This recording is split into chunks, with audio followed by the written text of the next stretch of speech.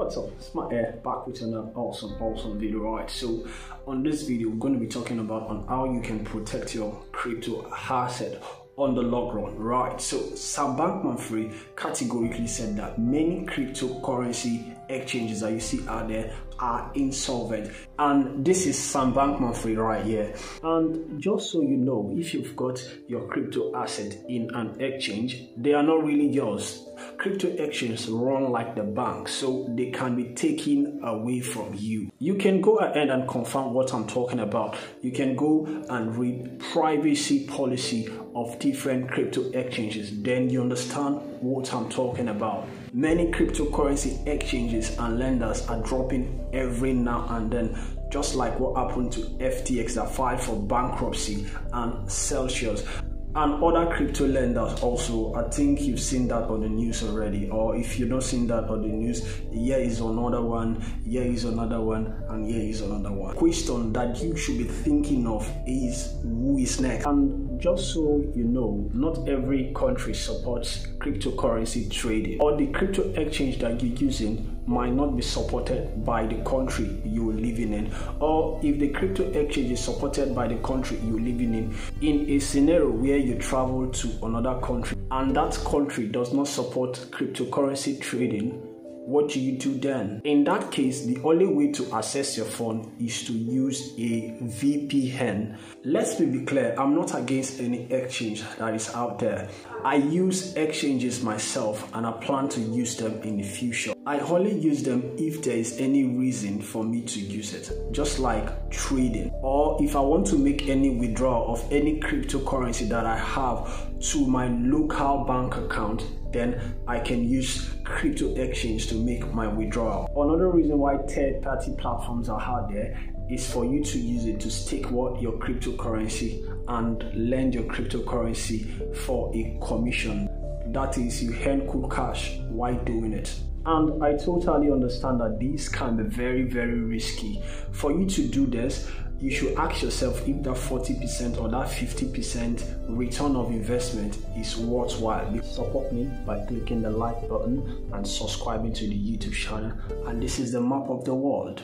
Or maybe you decided that you don't want to risk on your crypto asset in a central exchange, and that is a very good idea, and there are several ways to go about it. We know the best place to put our cryptocurrency is hard wallet, just like Ledger and Trezor.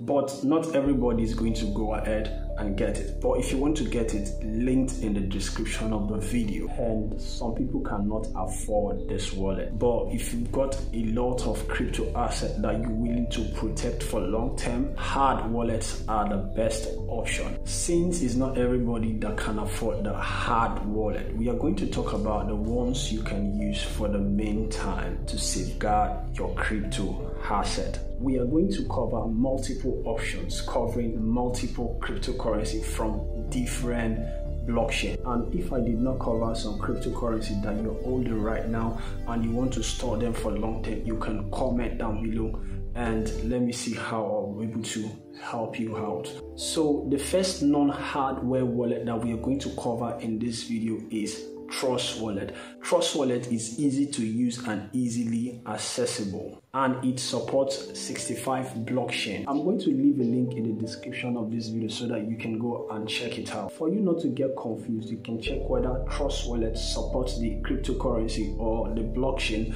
that you're willing to hold for long term or planning on withdrawing. Please note, just to be clear about this, Trust Wallet does not support Cardano, and any Cardano you see on Trust Wallet is the Binance form. So if you send a real Cardano to Trust Wallet, your Cardano will be lost and you will eventually lose your crypto asset. And if you want to store your Cardano for long term, you can check out Roy and Nami. And one of the most important things about this wallet is that you've got full control over it. At the point of creating this wallet, we get what is called the seed phrase, which serves as a key to your wallet, because if you give that your seed phrase to anybody, the person can have access to your wallet and steal your crypto assets. So you don't want to store it in your phone or in your computer, because they can get damaged, or somebody can hack into your phone or your computer to steal that seed phrase and probably eventually lose your crypto assets. So it will be of your best interest to save it in a hard form so that nobody can get access